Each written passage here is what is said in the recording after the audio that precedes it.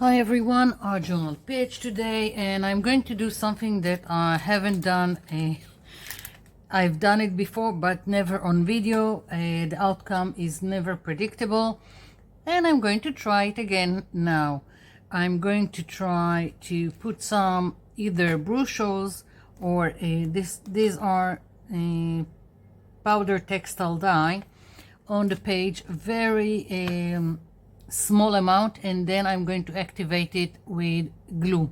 This is white glue with water, what I use for paper napkins. I do 2/3 glue, 1/3 water, and I'm going to put on top of it a paper napkin. So before I'm going to start smearing glue with this pigment for a better use, that's the paper napkin I want to put on top, and I don't want it to have harsh lines.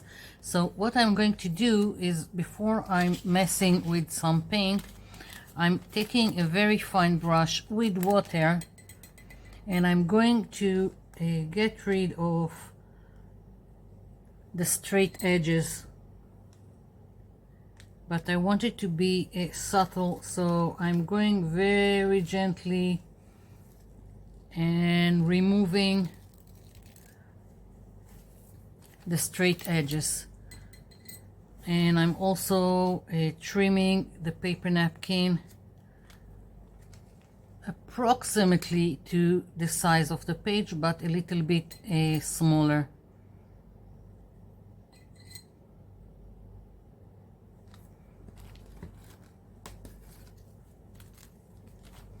I just want it to disappear into the background, and I don't want a straight edge. That's it. Otherwise it really doesn't matter. And it seems that I didn't put enough water, but that's okay. It doesn't have to be perfect. And now I just need 2 more edges to get rid of. Maybe if I'll do it here, it would be easier. Okay, so taking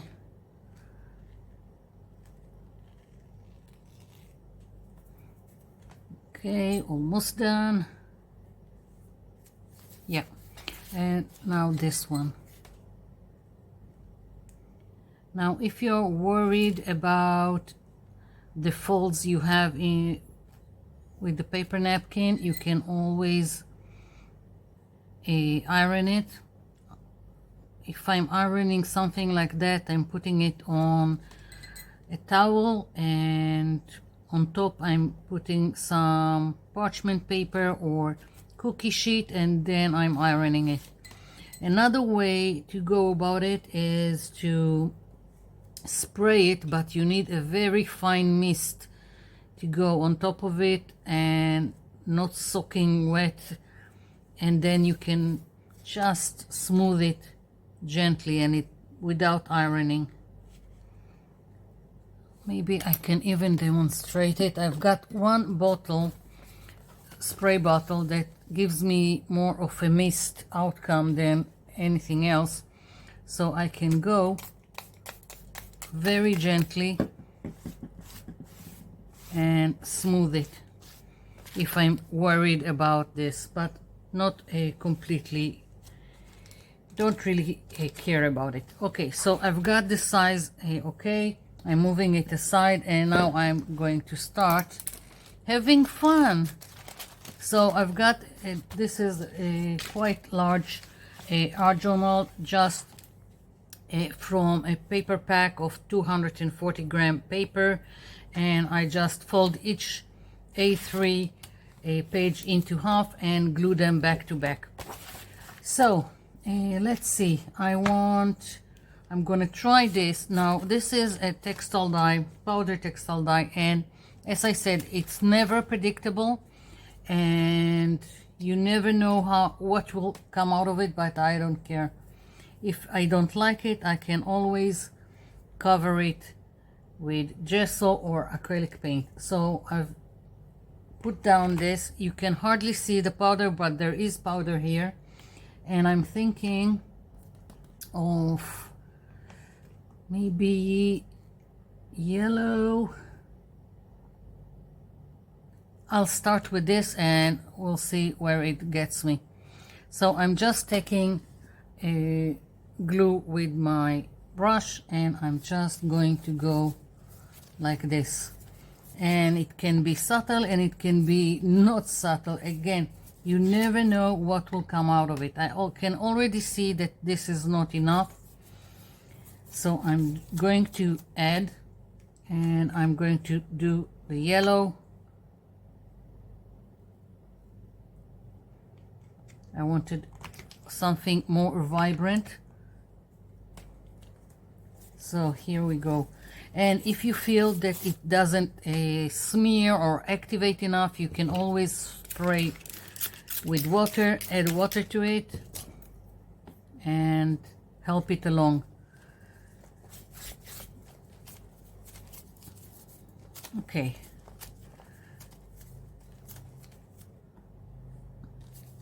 So I still want more color on my page, and I'm also going all over the page with the glue because I'm also going to adhere the paper napkin, but right now that's what I'm using to activate the Brushos or the textile dye. Okay, let's go a little bit with orange and we'll see.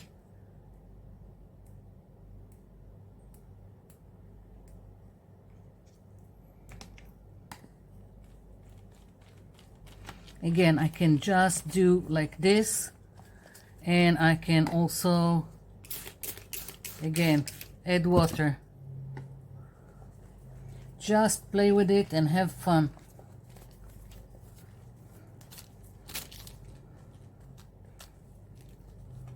Yeah.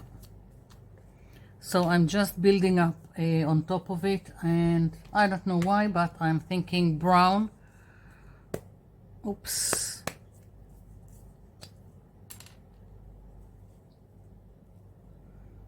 At least on the outside.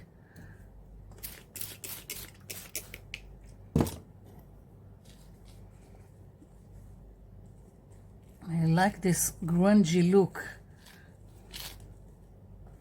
and at least it mixes nice with the rest, so I like it because I didn't want it completely yellow. I wanted it more I don't know what to call it, more grungy. And what I love with Brushos or with the textile dye is that you have several more pigments in each color. So I get, like here, I don't know if you can see it, but I've got some blue in it and it's quite nice. Adding a little bit more.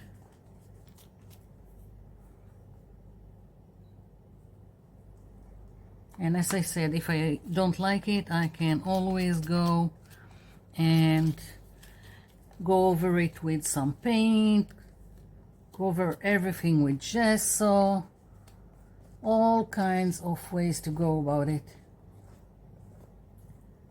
Okay, grungy background.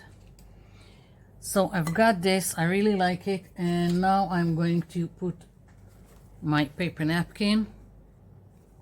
Let's see. Not looking for perfection, but I do want to try and put it somewhat in the center. Here we go. And now on top of it, I'm just going with the glue, with not adding anything to it.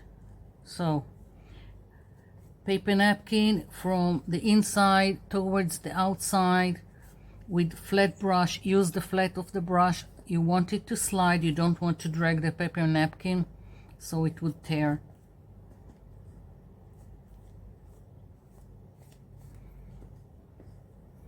I I love this kind of backgrounds, especially with paper napkins that have white background, because they are disappearing into the background and it looks like you've stamped all over your page.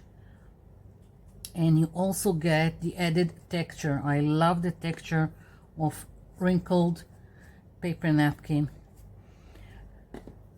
There are ways to do it without wrinkles. I just like wrinkles, so I'm not bothering. I like the texture, I like the feel of it.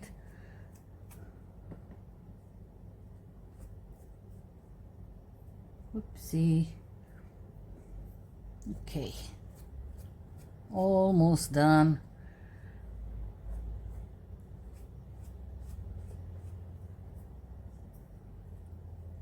Of course, now I have got a long wait for all this to dry. There is a lot of glue here, but that's okay. I'll just wait for it.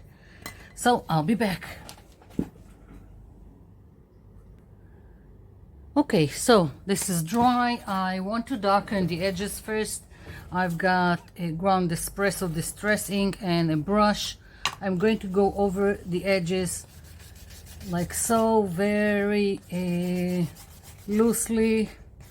I'm even thinking that maybe I will do something with acrylic paint later on, because I want it even darker, but right now I am just going to go around like this.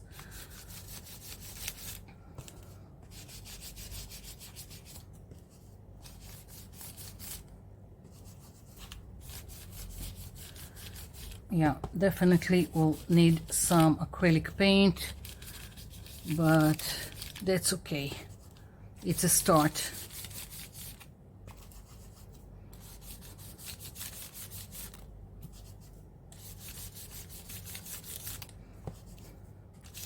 All part of this grungy look.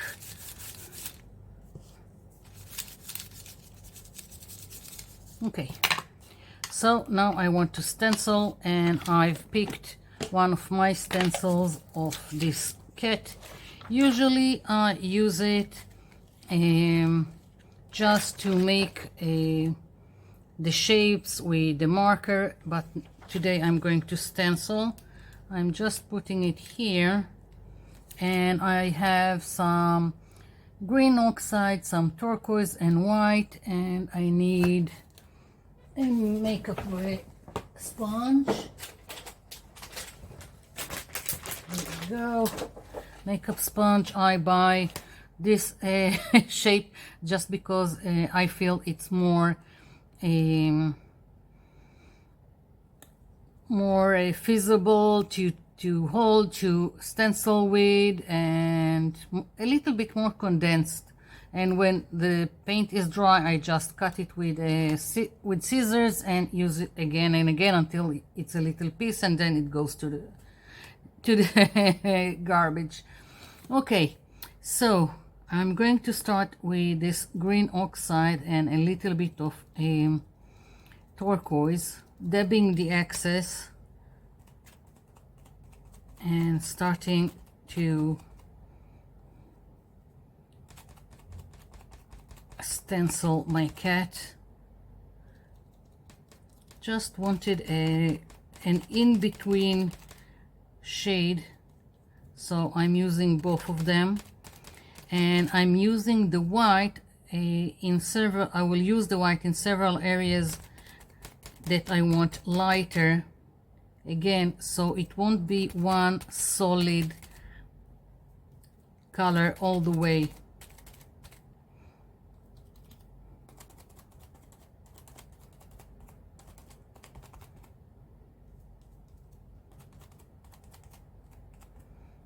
Okay.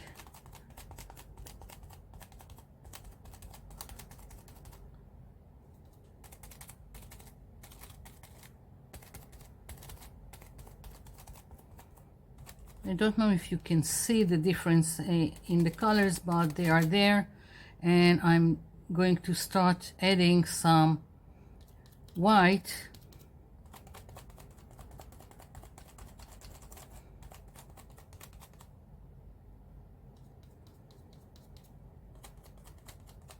and I'm blending it into the other parts so it will look more natural.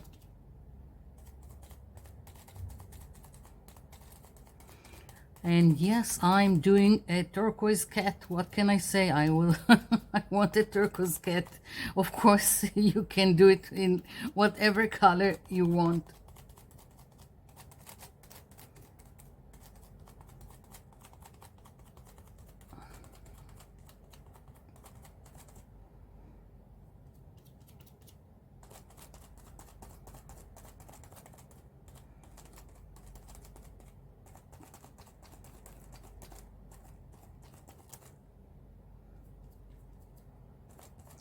Trying to add the white gradually so it would look more natural and seamless in between.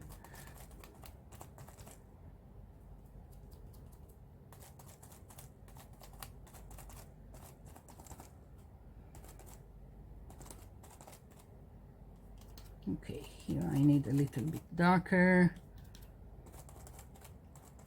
Yeah.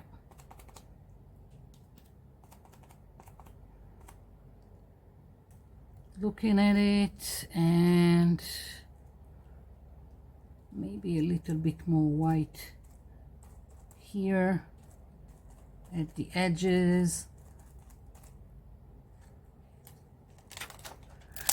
Okay, I like it, but I missed a part of the stencil, so just bringing it back to place.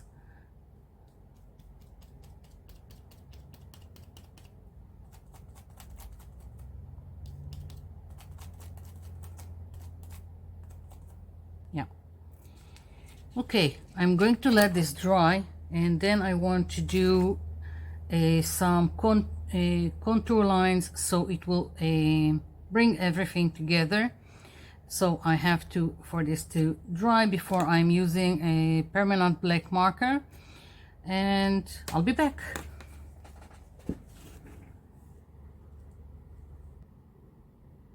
Okay, so now I'm going to go around the shapes. I thought I was going to use black, but now I'm thinking a dark brown, because I want to do all this with dark brown and maybe add some decorative element that comes off the frame, for that matter. And well, let's see what I've got in dark brown, and if I don't like it, I will go over it with the black. Now this is gray. Let's test this one. Maybe. Yeah. Okay. So what I wanted to do is just go around the shapes.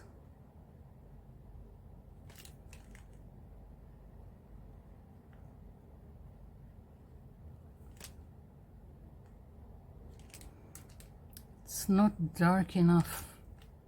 Not the brown that I was thinking of. So I'm going to switch to the black. Maybe, no, this is dark green. Switching to the black. What can you do?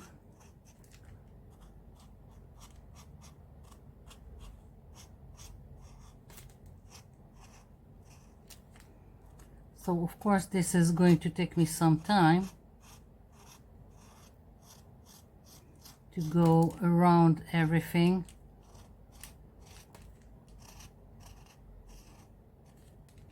Now you don't have to, and it doesn't even have to be this kind of a thick line. It can be subtle.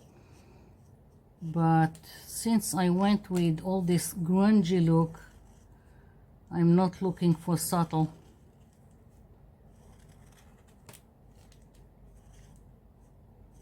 And I'm even thinking to add some kind of detail on the black, so it won't be just a black line. Maybe dots. Haven't decided yet.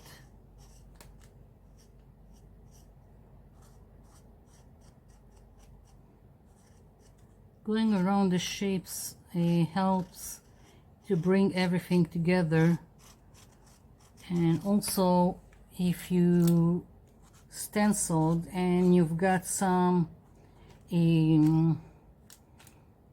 let's say paint spillage underneath your stencil, then that's the way to go about fixing, especially that I have all the texture from the paper napkin, so the lines are not crisp. Not that I care about it, I was more interested in making everything come together and look cohesive than having perfect lines.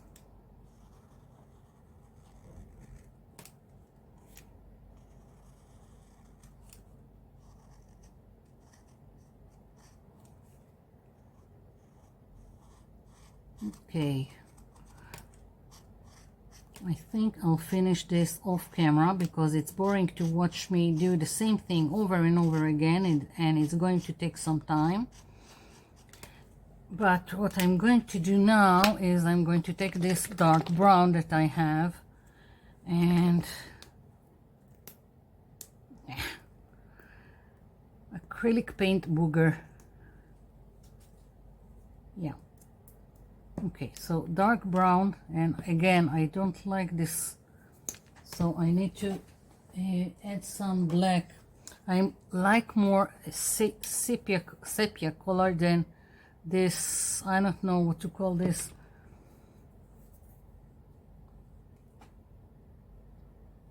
burnt umber maybe.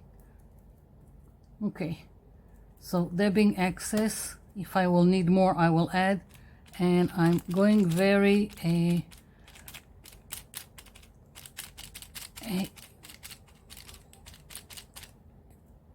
what's the word, for God's sakes, not gently, I don't care, I'm going all over the edges here.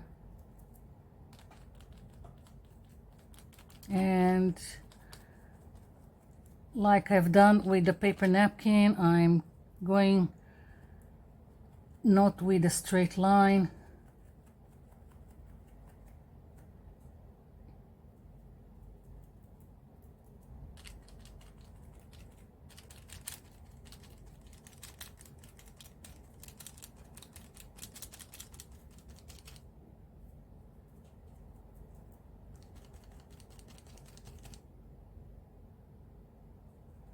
Just trying to mix the brown and the black.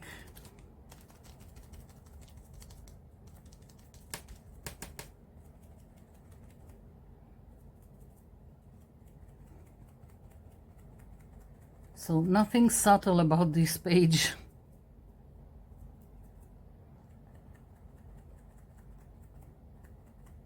Yeah. Okay. It's starting to look like I've imagined what I've imagined it will look, and now I've got this stencil and I'm thinking of adding some detail, just not sure how much I want to go inside the page with this, maybe like so.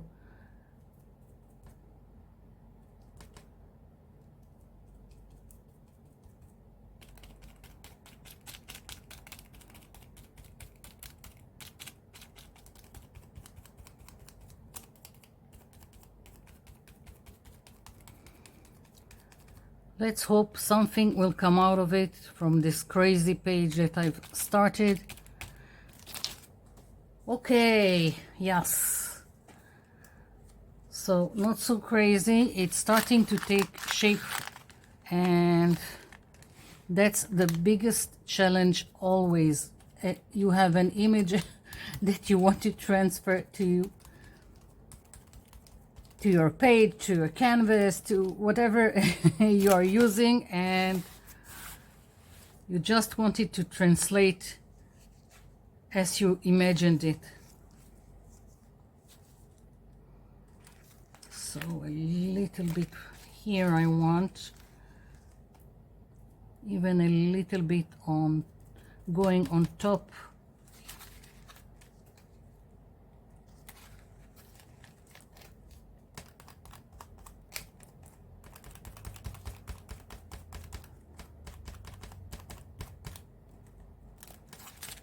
Yes, yeah, definitely.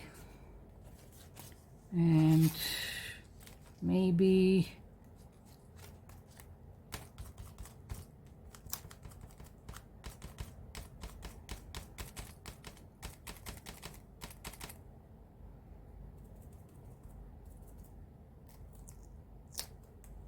I'm trying to not to go too much on top of my cat, more that it would look like he has something to sit on and not that he's floating on the page. But otherwise I really don't care. I just want a little bit more here.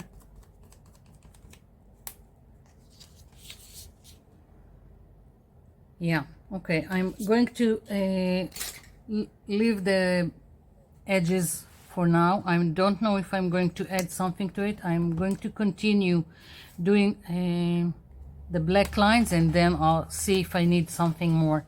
I'll be back.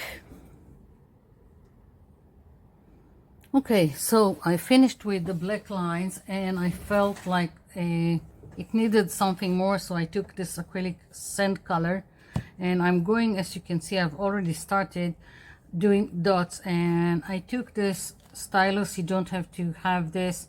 You can use the tip of a pencil or anything else, if it's a needle or a knitting needle, whatever works for you. And I'm just dipping into this and making dots, and of course this takes time and patience, but I don't know, somehow it looks like it needed it. The only thing that I thought was that maybe I should have gone with another color, but it's okay. And I really like the hint of orange I've got in some places in my background, so I was first considering using orange as the dots on my cat, but then I decided to go with this, with a little bit more subtle color, and leave it as is. And if I really was bothered, then I can go in later on and introduce orange more into the background. So just leaving it be.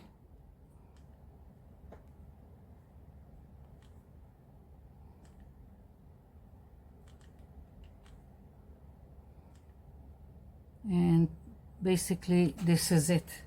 Yeah,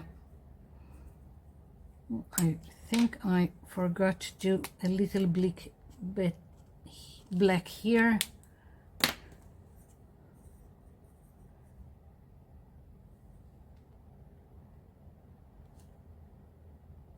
Yeah, so basically this is it. That's my page. I really love it.